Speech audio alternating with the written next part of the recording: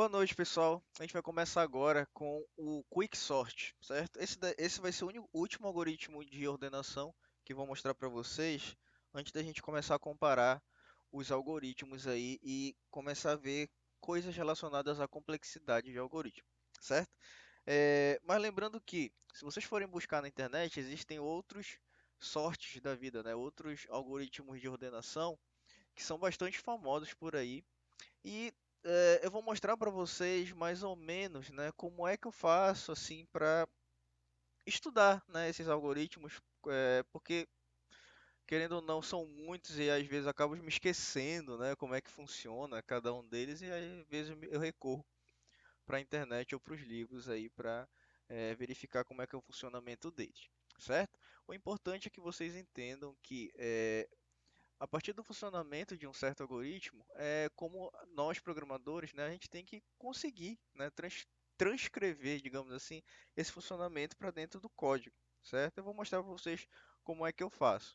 Bom, o Quicksort ele é considerado um dos algoritmos de ordenação mais rápidos que tem, certo? Eh, Ele tem uma complexidade muito melhor em relação ao Bubble Sort e ele também é caracterizado como um algoritmo de divisão e conquista, como eu falei na aula de merge sort, certo? Para quem não se lembra, a divisão e conquista é um tipo de algoritmo onde ele consegue pegar um grande problema, problema complexo para ser resolvido, ele consegue quebrar esses problemas em problemas menores e menos complexos. E assim, menos complexo significa que ele vai resolver aquele problema mais rápido e depois que ele resolve esses pequenos problemas rápidos, ele vai juntando os resultados, né, a fim de dar aquele resultado para aquele problema complexo original. Tudo bem? Então, como é que funciona o Quicksort? Bom, o Quicksort ele funciona baseado em pivô, certo? O que seria um pivô? Pivô seria um elemento de um array, né, um elemento de uma lista onde você seleciona e através da comparação de números com aquele pivô, você vai realizando determinadas trocas dentro do vetor, né? Então, como é que funciona? Então, basicamente, como eu vou explicar para vocês, é o seguinte: eu escolho sempre como pivô o último elemento aqui, o 5, certo? Vocês podem ver em outras literaturas algoritmos que escolhem o primeiro, que escolhem o do meio, então pode variar um pouquinho aí, certo? Bom, escolhi o 5, né, como pivô. O que que eu vou fazer como próximo passo? Eu vou criar dois índices, ou seja, dois números inteiros que serão apontadores para as posições do meu array e um desses índices ele vai varrer do início até o final antes de chegar no pivô, certo? Então eu vou criar um índice eh, j, por exemplo, que vai de 0 até 0, 1, 2, 3, 4, 5, né, que é a posição 8 do elemento 8 aqui, que é a última posição antes de chegar no pivô. E eu vou criar um outro elemento, um outro índice chamado i, que também vai começar junto com j e ele vai me auxiliar a fazer as trocas aí do Quicksort, certo? Bom, como é que o Quicksort começa? Comecei aqui, aí o j e o i eles vão começar. Opa, desculpa, o i ele não é zero. O J começa com zero, que é a primeira posição, e o I ele começa com menos um. Ele não entra no array ainda. Tudo bem? Então, ó, o I ele está bem aqui, né? E o J ele está aqui no 6. Bom, então o que que eu faço? Eu sempre começo perguntando: o elemento que está no J, ele é maior ou menor que o elemento do pivô? Pivô é o 5, né? Se ele for numa posição menor que o 5, o que que eu vou fazer? Eu vou trocar, né? Eu vou incrementar, desculpa, o i e depois eu vou fazer a troca, certo? Então, por exemplo, o 6 ele é maior que o 5. Então, não, digamos assim, não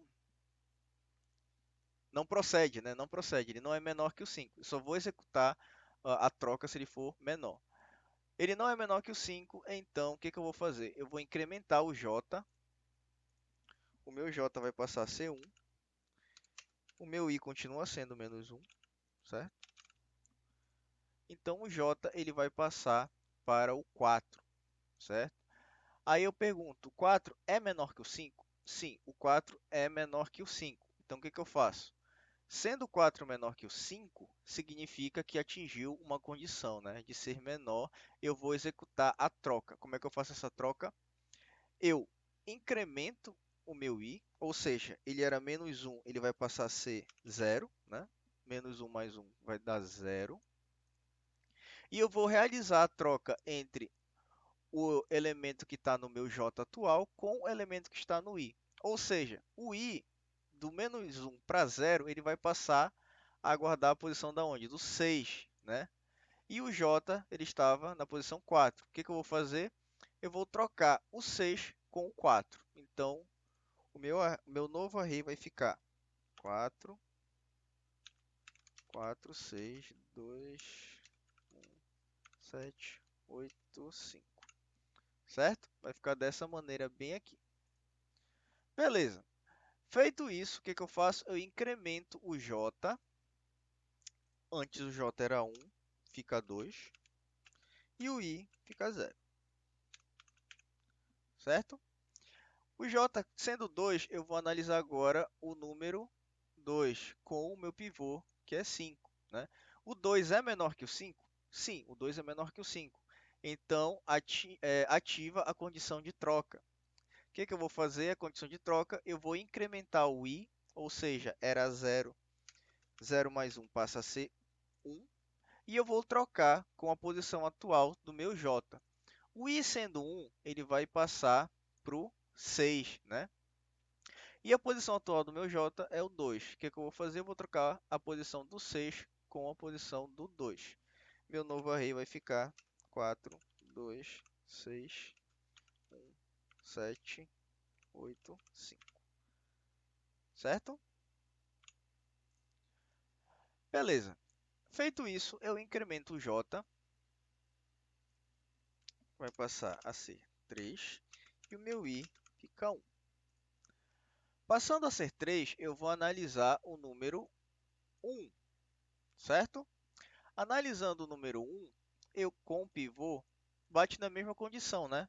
O 1 é menor que o pivô. Então, eu incremento o meu i e faço novamente a troca.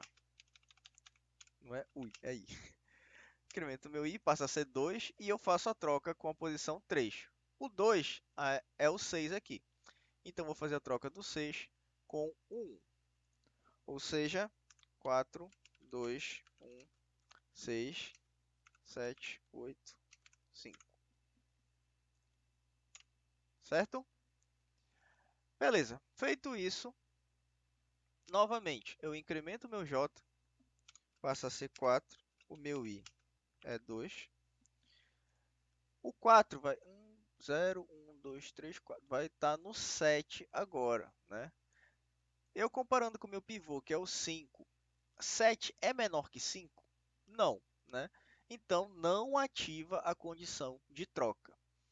Beleza, não ativa a condição de troca, o que eu faço? Eu simplesmente incremento o meu j para 4, fica 5, e o i continua valendo 2.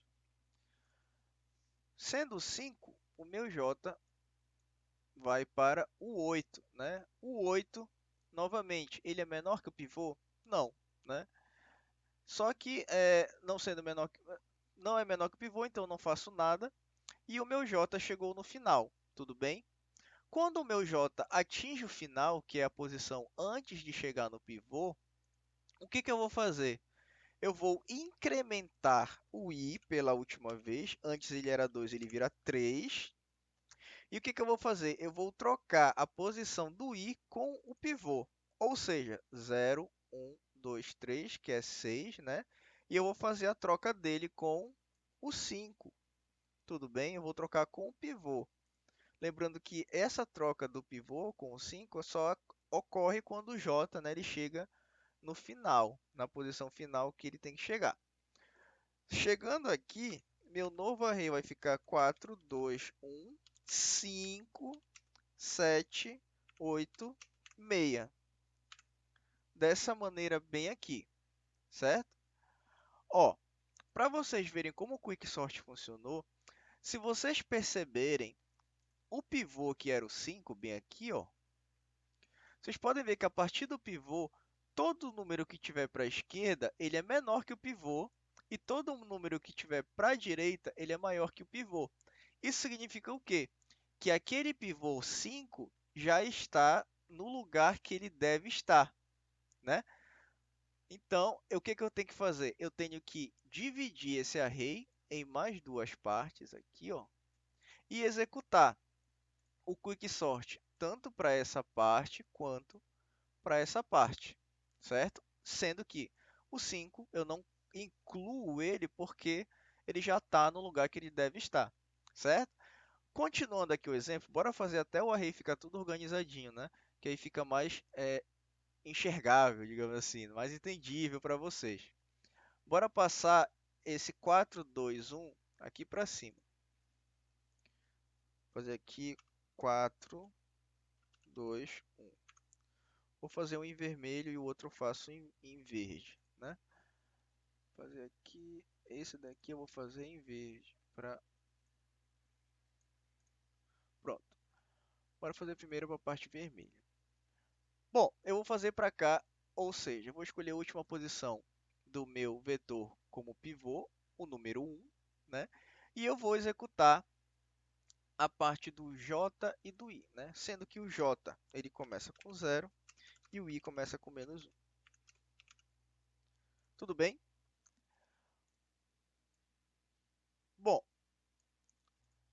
j0 e i menos 1. O j ele começa aqui e o i ele começa fora do array, bem aqui, né? Eu faço a primeira comparação. O j ele é menor que o meu pivô? Não, né? Não sendo menor, ele não ativa a condição de troca. Eu só incremento o meu j que passa a ser 1 e o meu i continua sendo menos 1. O meu j ele vai passar para a posição 2, né? E eu pergunto novamente, a posição que está no j, que é o 2, ele é menor que o meu pivô, que é 1? Também não, né? Então, eu não faço a condição de troca.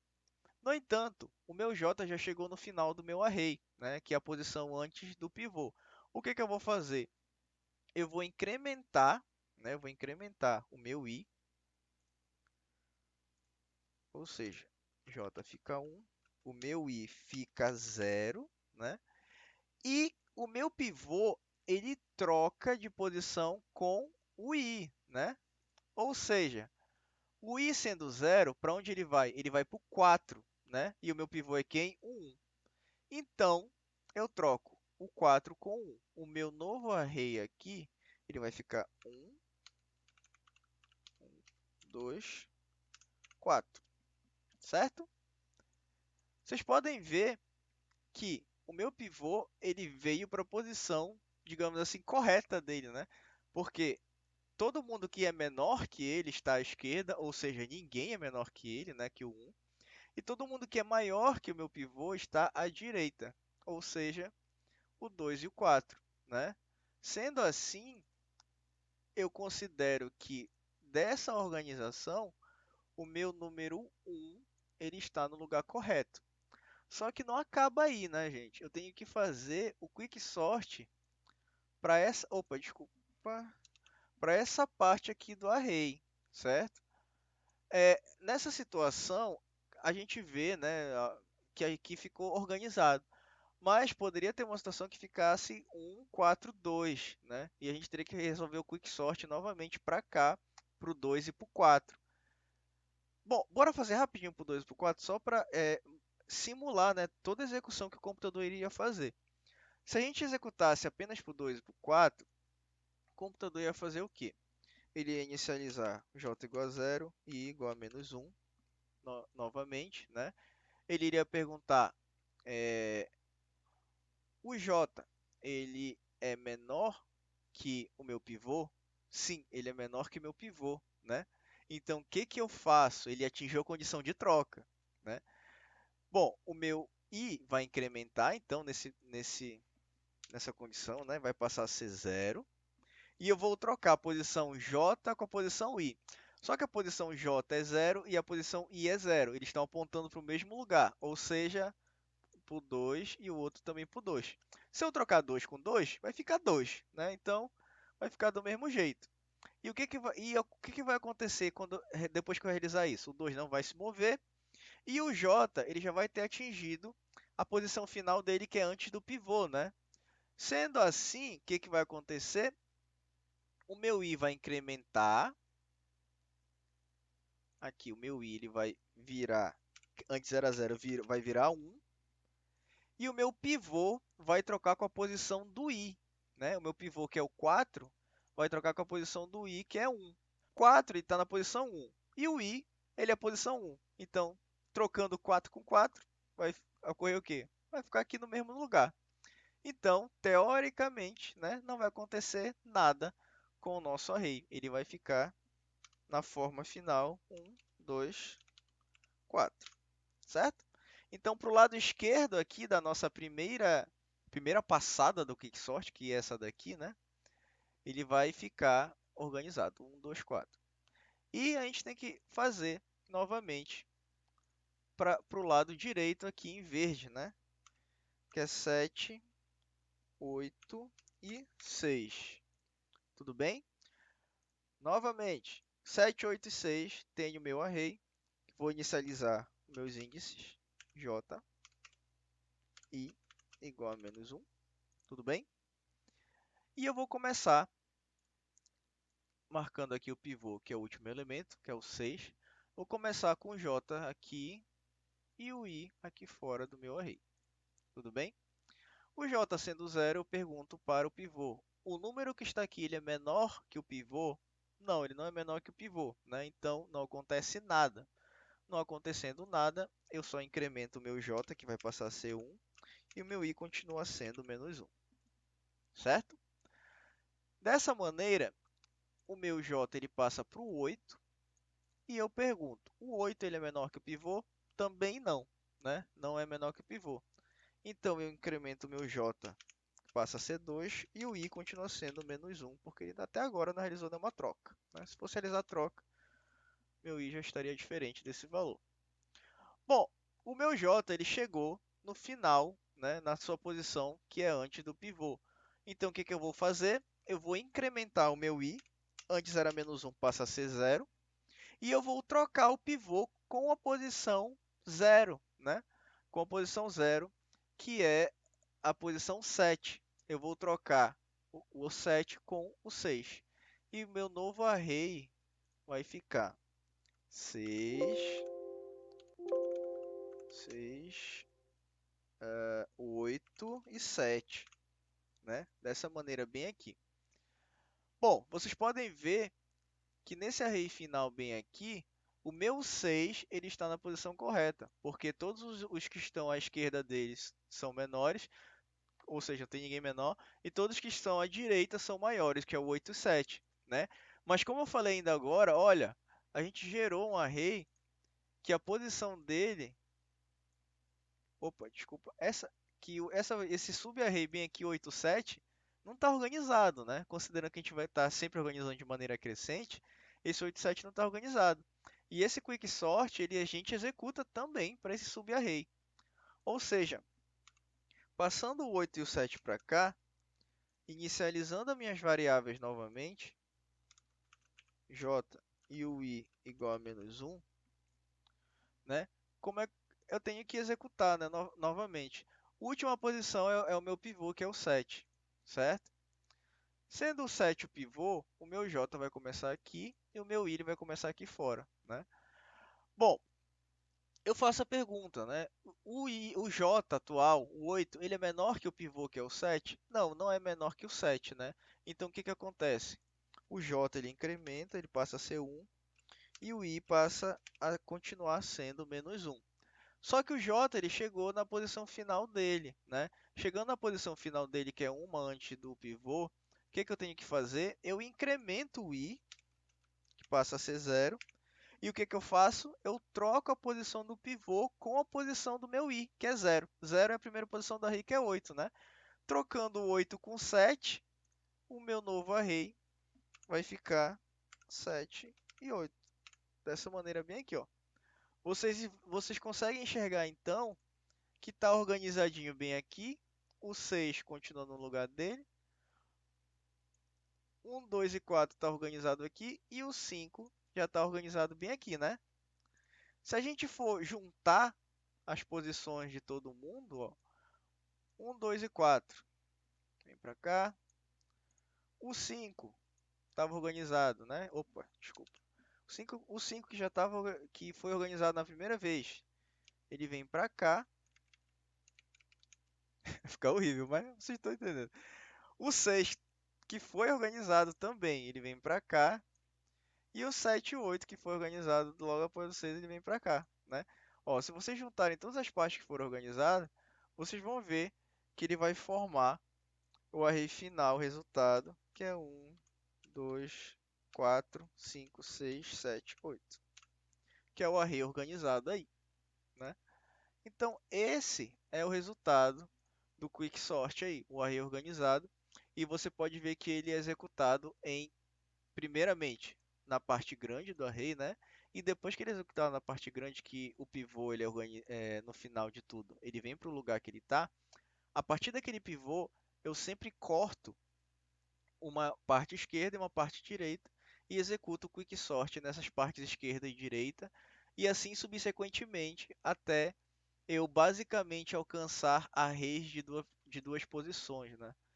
E depois quando o seu programa, depois da recursão, ele vai voltando, tu vai ver que ele vai sempre trazendo todo mundo de maneira bem organizada aí. E por fim, o resultado ele fica organizado de maneira crescente, tudo bem? Bom, se a gente for para Python, como é que vai funcionar? Eu fiz esse código aqui inicial, vocês podem copiar se quiser, mas basicamente, antes da gente desenvolver o Quicksort, como é que funciona? Eu importei o handle, logo depois eu importei o timeIt. Esse timeIt eu não estou utilizando agora, eu vou utilizar mais tarde para mostrar para vocês o tempo de execução dos algoritmos, certo? Então eu estou criando um vetor teste, um vetor vazio, né? E eu estou criando um for bem aqui. Esse for basicamente quer me dizer o quê? Para a variável e, num intervalo de 10 loops, digamos assim, né? Aquele meu vetor teste ele vai receber um número aleatório de 0 a 100. Ou seja, toda vez que eu executar esse programa aqui, ele vai me dar um vetor de 10 elementos, com esses 10 elementos sendo aleatórios de 0 a 100. Né? Então, ó, se eu executar aqui, ele me gera um vetor aleatório com elementos, né, aí não ordenados. Né? Tudo bem? Então, basicamente é isso. A gente vai utilizar esse vetor como organização. Tudo bem? Então, Quicksort, ó, como é que eu iria fazer? Bom, como eu já sei o conceito de como funciona o Quicksort, o que eu tenho que fazer? Aplicar esse conceito, né, dentro da nossa programação. Eu falei para vocês, né, que eu ainda estou aprendendo Python, então algumas coisas que eu fizer aqui pode dar errado, mas a gente vai corrigindo conforme a gente vai implementando, certo? Então vamos lá. O meu Quicksort primeiro ele recebe um vetor, né, que é do tipo de lista, é um tipo array. Ele também recebe o índice, que é o início, vou botar início do array, e o final, da onde ele vai analisar, certo? Bom, caso aquele início ele seja, sei lá, maior ou igual ao fim, significa que aquela lista que eu passei, ele tem apenas um elemento. Tendo apenas um elemento, eu não preciso retornar nada. Ou seja, eu vou retornar o próprio vetor, certo? Não vai afetar em nada. Bom, caso ele não seja maior ou igual a fim, significa que aquele meu vetor ele tem pelo menos dois elementos. Tendo dois elementos, eu tenho que executar o quicksort em cima desses dois elementos, né, a fim de organizar eles de maneira crescente. Como eu falei para vocês, deixa eu só fazer uma divisão aqui. Como eu falei para vocês, primeiro a gente inicia o J e o I, né? O J vai valer 0 e o I ele vai valer -1. Tudo bem? Opa,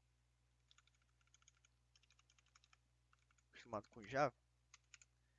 Pronto. Criei uma variável j, uma variável i, sendo que o j vale 0 e o i vale menos 1. Tudo bem? Bom, o meu pivô ele vai ser igual à última posição daquele meu array, né?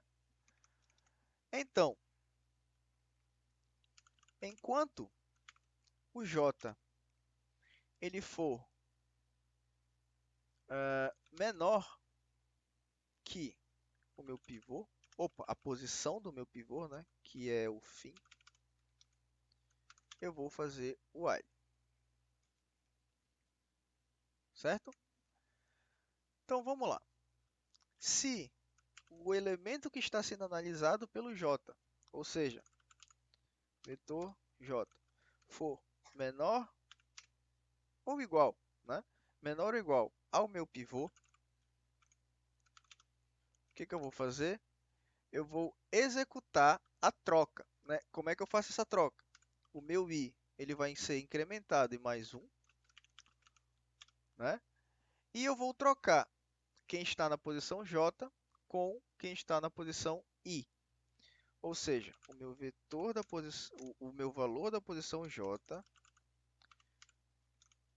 e o valor da posição i vão ser trocados dessa maneira bem aqui. Assim eu faço uma troca de posições em Python, certo? Tudo bem? Ó, o meu j vai receber o i e o meu i vai receber o valor do j.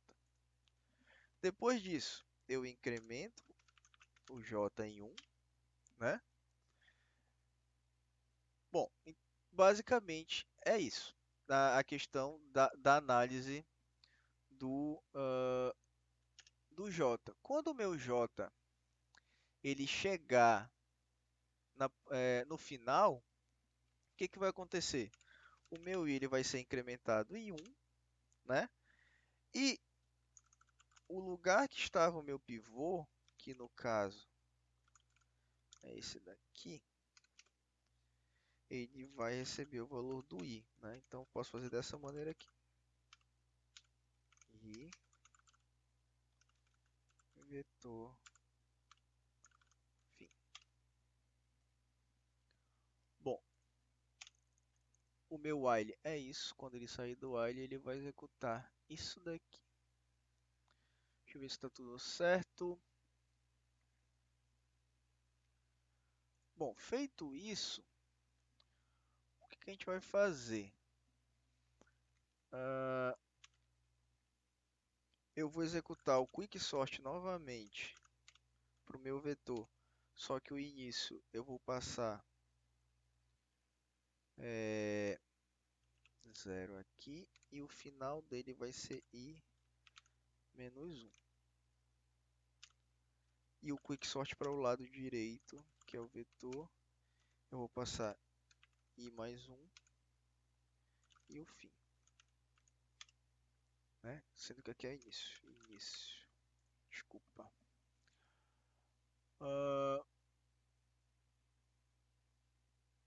Bom, gente, eu creio que seja isso. Depois disso, meu método finaliza e o método quicksort é isso. Então, eu posso botar um print aqui de executando meu quicksort no meu vetor teste, onde eu vou passar o 0 e o último índice do meu vetor teste dessa maneira bem aqui, certo? Se eu rodar aqui,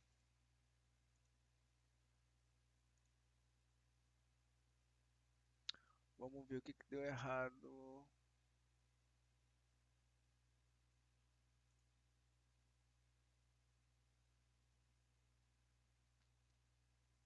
Ah, return vetor, desculpa.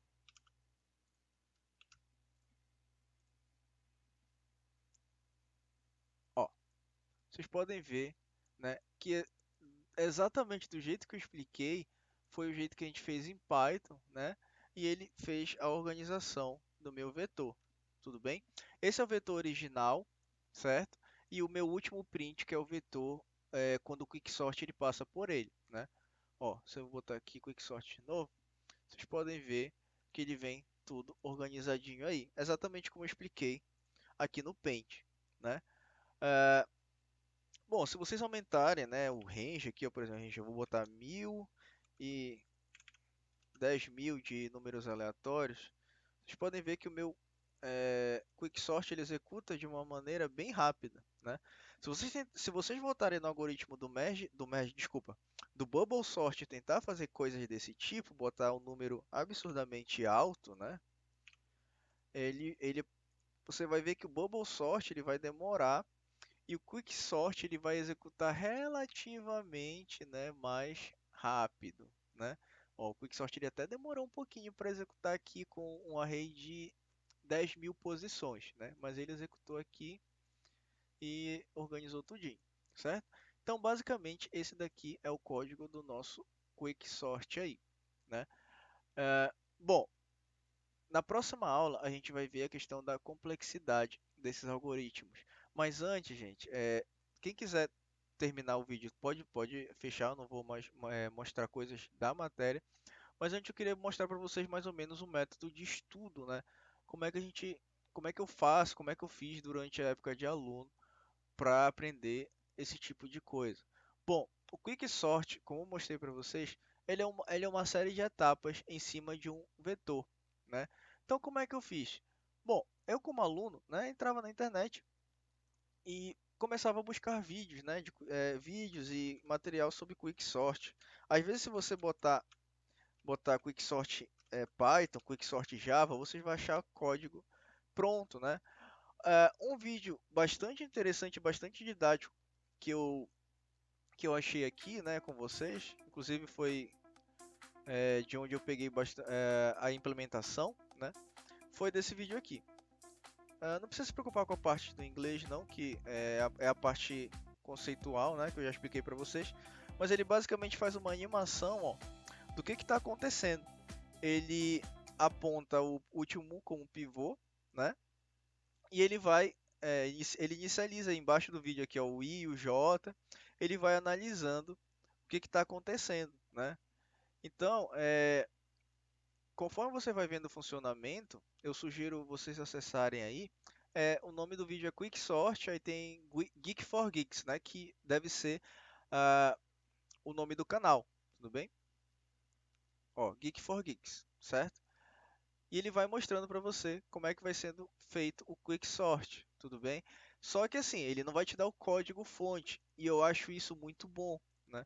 Porque o que que geralmente acontece aí? É, uma maneira muito errada de vocês estudarem, por exemplo, é o seguinte: se eu falar para vocês, gente, por favor, tenta implementar um Quicksort em Java. O que que muita gente faz? Procura assim, Quicksort Java, né? Procurando Quicksort Java, você vai achar um monte de sites, né, que eles têm um Quicksort, que se você copiar e colar aí numa classe Java ou numa classe Python, por exemplo, se você procurar em Quicksort em Python, você vai achar um monte aí de código pronto, né? Um jeito muito errado que você deve estar fazendo para estudar é o seguinte: você procura um quicksort em uma determinada linguagem, você acha em Python. Beleza, achei aqui, ó, bacana. Vou copiar esse código, eu vou colar aqui e eu vou executar, né? Vou executar esse código. Executou, funcionou. Pô, bacana. Então eu sei o quicksort, eu sei, eu aprendi, então tá tudo ok. Não, gente, se você for ver, se você for sincero consigo mesmo, você vai ver que você apenas copiou o código, mas não entendeu nada sobre o código e também não entendeu nada sobre como o algoritmo funciona. Não é assim que a gente aprende, né? Você tem que entender como é que funciona pelo menos o algoritmo, né? Dá uma lida, ou melhor, veja um vídeo de como funciona o algoritmo, que esse vídeo ele é sensacional, né? Didaticamente.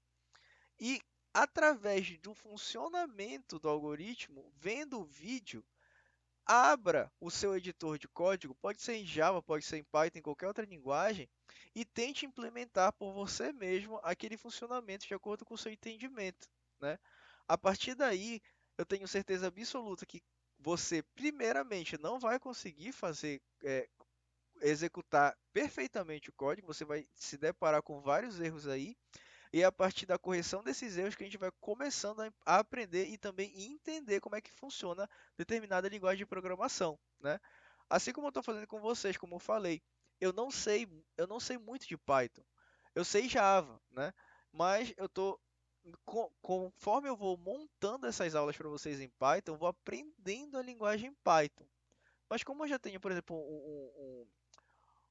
um conhecimento prévio de Java, é um pouquinho mais fácil para mim, né? Mas ainda tem várias coisas em Python que eu olho assim, é assim que se faz em Python, né? Eu não sabia, em Java era dessa maneira, aí eu tenho que aprender, entendeu? É assim que você vai estudando programação, é assim que você vai evoluindo dentro da programação. Não procurem códigos prontos e copiem e colem aquilo achando que se der certo eu aprendi. Não é dessa maneira, certo? Não se engane, tudo bem?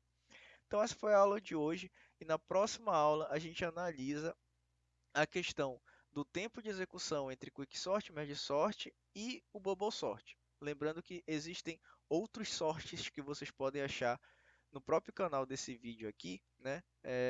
Como é que funciona. E eu sugiro aí que você implemente, né, por conta própria, a partir da visualização de cada vídeo desse, que é muito pouco, né? 3 minutos de vídeo. Então é de boa, certo? Valeu!